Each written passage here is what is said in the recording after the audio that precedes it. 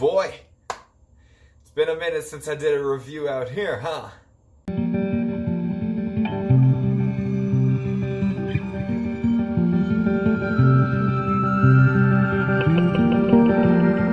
Velvet Buzzsaw is a straight-to-Netflix thriller about a man named Morph, played by Jake Gyllenhaal, who is an art critic.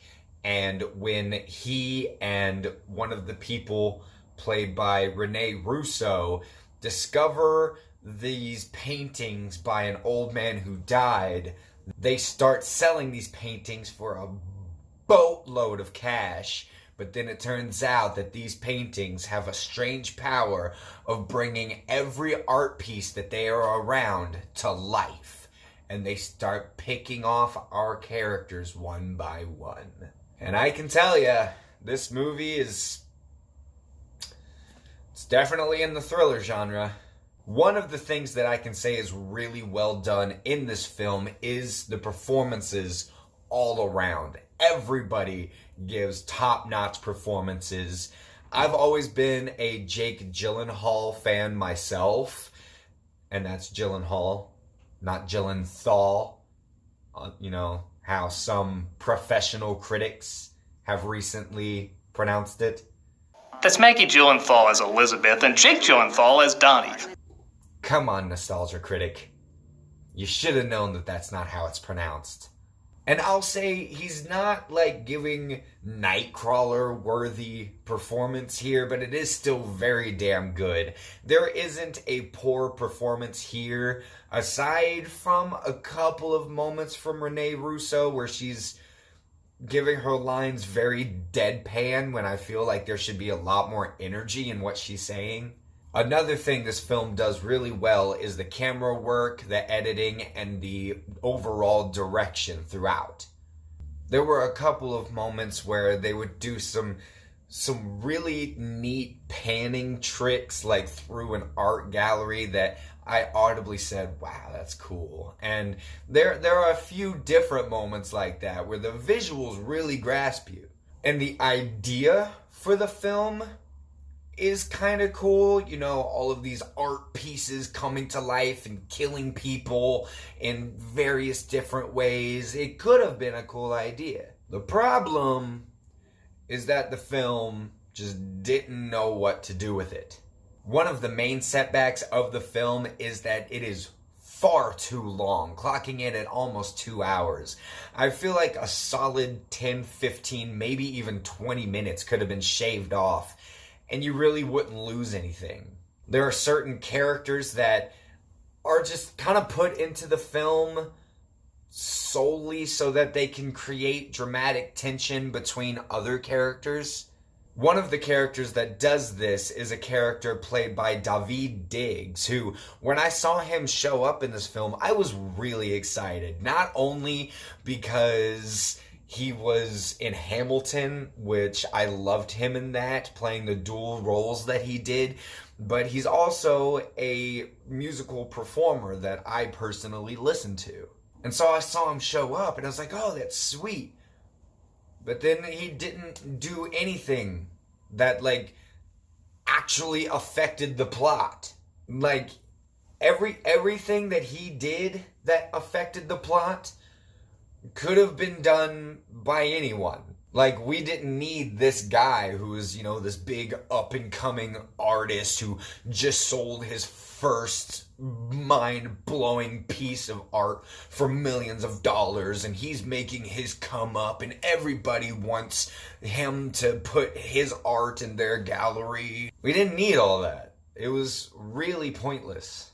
And all of that stuff about, you know, the behind-the-scenes work of how art galleries do business and all of the shady things that the people who sponsor and represent these artists, that was all really unnecessary. Like, if you are interested in the art world in that way, cool, awesome. But it doesn't need to be here. It doesn't really affect the plot in any way.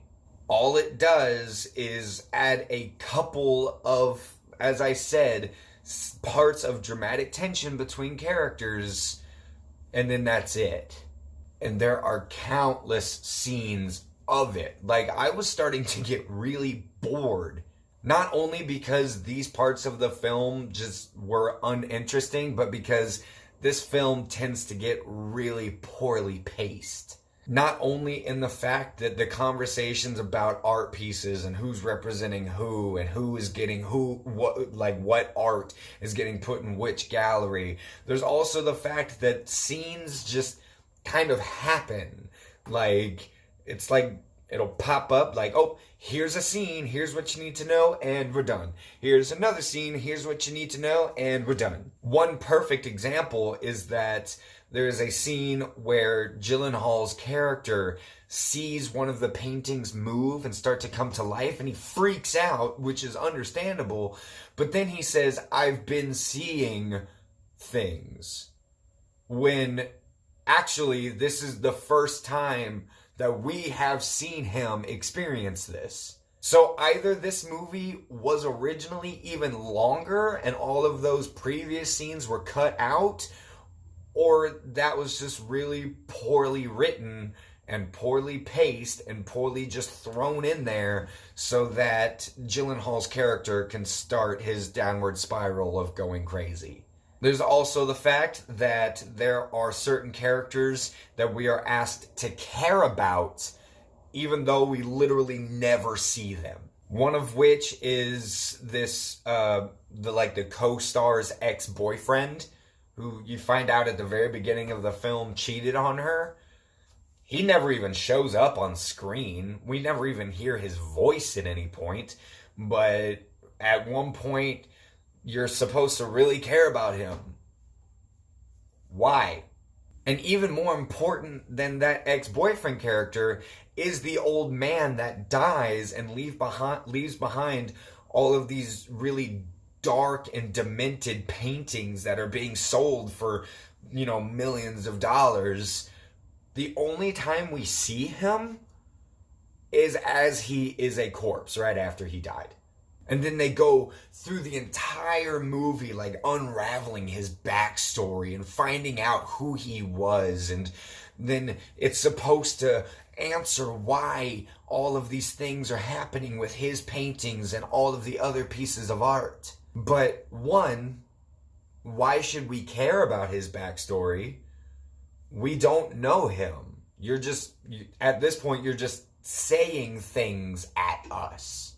And number two, the whole, explaining why all of this is happening, it doesn't get explained.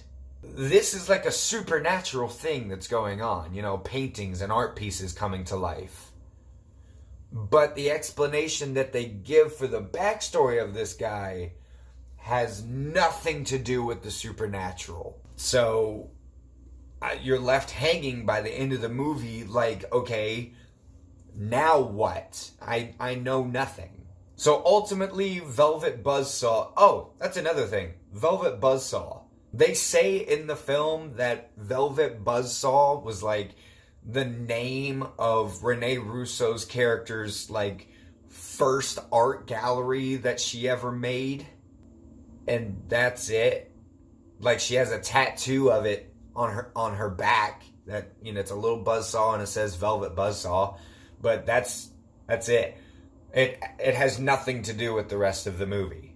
And that is basically how I can sum up this film. Nothing has to do with anything. It's great performances and really fine camera work and editing and direction, but the plot and the story and the writing just don't go together at all. It's almost as if it's 2 or maybe even 3 different scripts all put into one. So really, this film is, as I said, it's a thriller. It is definitely in the thriller genre, but it's not one of the good ones. So I'm going to say that the Netflix original film Velvet Buzzsaw gets a D+. I was really hoping for more from this because I do enjoy Gyllenhaal so much, but one great actor can't carry an entire film. So guys, have you seen Velvet Buzzsaw? If you have, let me know down in the comments what you thought about it. And go ahead and check out my social media. The links to all of that will be down in the description. And while you're doing all of that, don't forget to hit the like and the subscribe so that I can see you guys next time.